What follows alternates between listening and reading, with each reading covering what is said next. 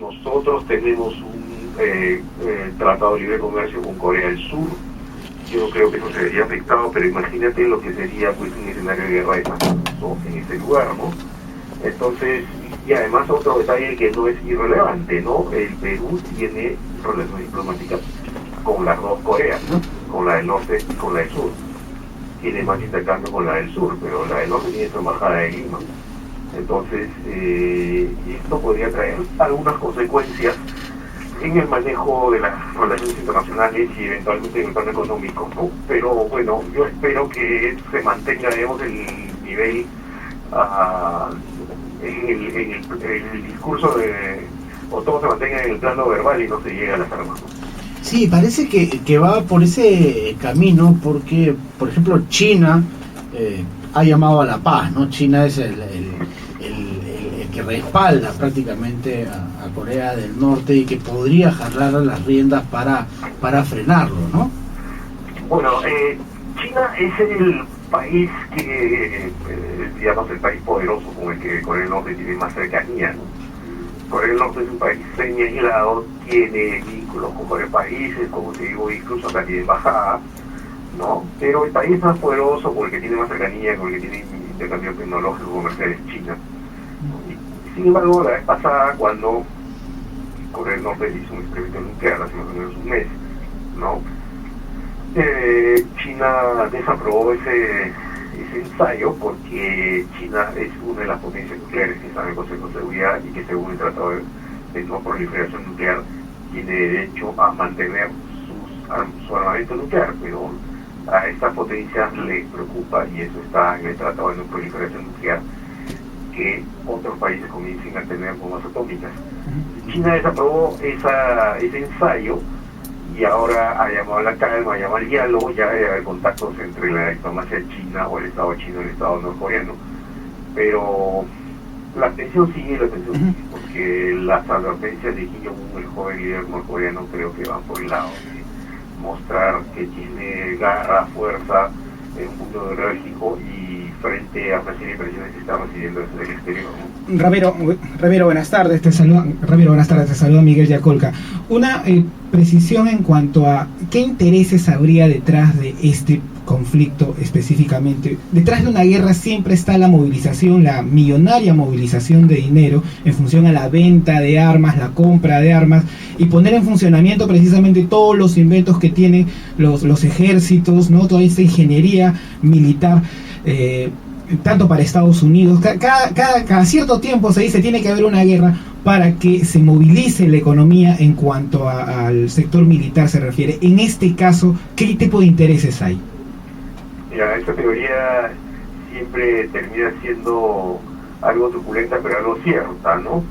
El comercio de armas es muy grande a nivel mundial. Un dato que tiene algo que ver con lo que preguntas es que en estos días, hace unos 4 días, hubo una reunión en la ONU sobre comercio de armas, una reunión para tratar de limitar el comercio internacional de armas, no de armas atómicas, sino de armas en general. Y uno de los países que se opuso fue Norcorea, ¿no? Y ya también me parece Irán, ¿no?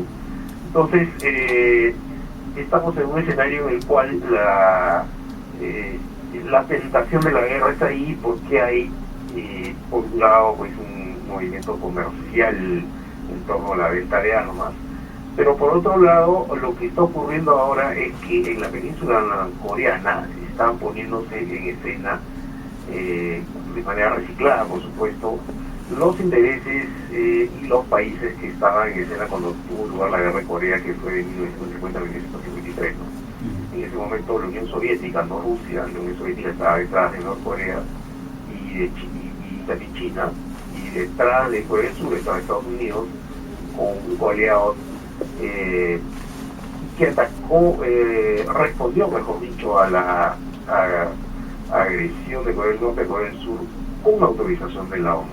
Entonces, si bien han pasado 60 años desde que se firma el armisticio, la suspensión de la guerra de Corea, los actores de tiempo de alguna manera están aquí todavía. Rusia están más cercanos a Corea, Estados Unidos está haciendo maniobras militares con Corea del Sur. Y creo que esto es importante, ¿por qué? porque a Estados Unidos le interesa tener controlada esa zona que está en el corazón del Asia, frente a Japón, al lado de Rusia, al lado de China.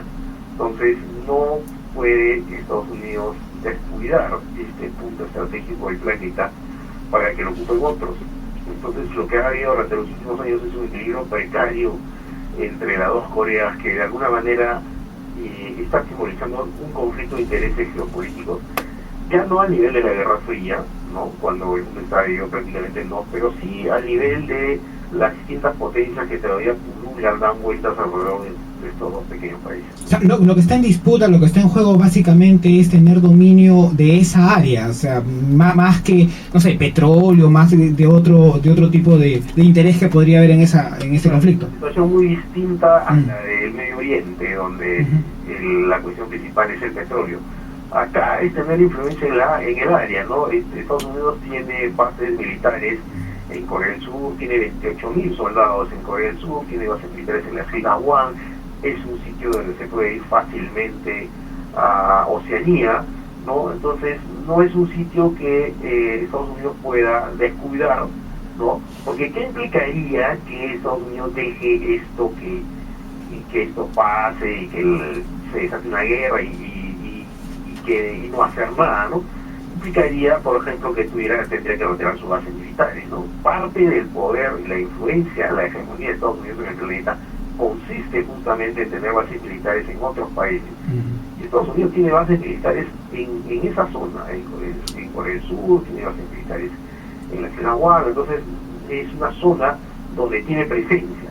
Entonces, por eso mismo tiene que defenderla. Además que tiene la tradición, el viejo vínculo con Corea del Sur desde que se desata la guerra de Corea, cuando la península se parte en dos.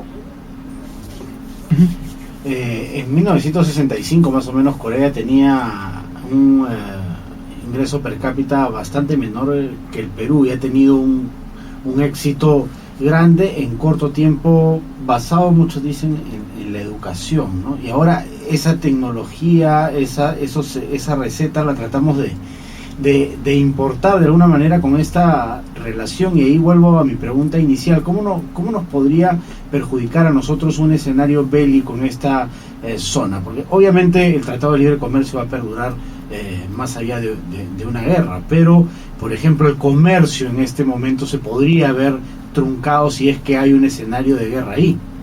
Mira,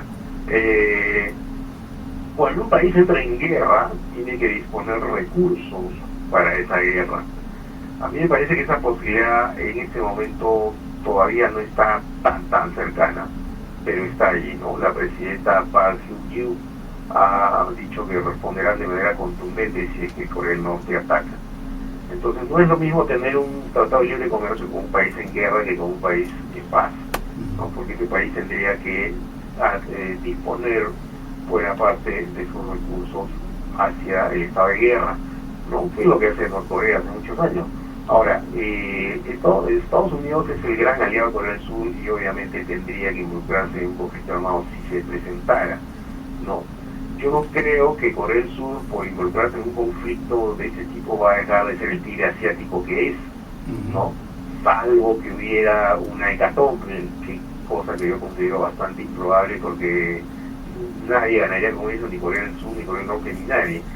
Pero de todas maneras, la espiral de un conflicto armado, de alguna manera, pone sobre el escenario, sobre la primera plana, no solo en los diarios, sino sobre la primera plana de las decisiones de Estado, el responder a ese conflicto armado. Entonces sí podría haber algún tipo de complicación. Y la otra complicación podría ir por el lado de nuestras relaciones con China, ¿no? Nosotros tenemos una política exterior, que viene hace muchos años, que es muy profesional, pero que en este gobierno creo que es bastante más claro que eso es así. No peleamos con nadie, ¿no? Es una política exterior múltiple, no ideológica. Entonces nosotros tenemos buenas relaciones con China, con Corea del Sur y hasta con Corea del Norte, ¿no? Porque tiene de pasar acá, ¿no? Entonces, por eso las palabras del canciller, la cancillería toman conflictos bastante cautelosas. Nosotros no podemos tomar partido por nadie, ¿no? Porque complicaríamos nuestra inserción en el mundo, nuestras relaciones comerciales. Por eso creo que desde el punto de vista penal lo que conviene más es insistir y influir incluso para que se vuelva al diálogo y para que se baje la tensión. Ok, Ramiro, muchísimas gracias, nos has aclarado el panorama. Esperemos pues que la paz reine al final. Muchas gracias. Ok, toma, hasta luego. Fue Ramiro Escobar, internacionalista, columnista del diario La República, hablando sobre el tema de las Coreas. 6:47, vamos a hacer nuestra última pausa comercial aquí en Opinión. Después de ella, las llamadas al 225-3344, 224-2363. Volvemos.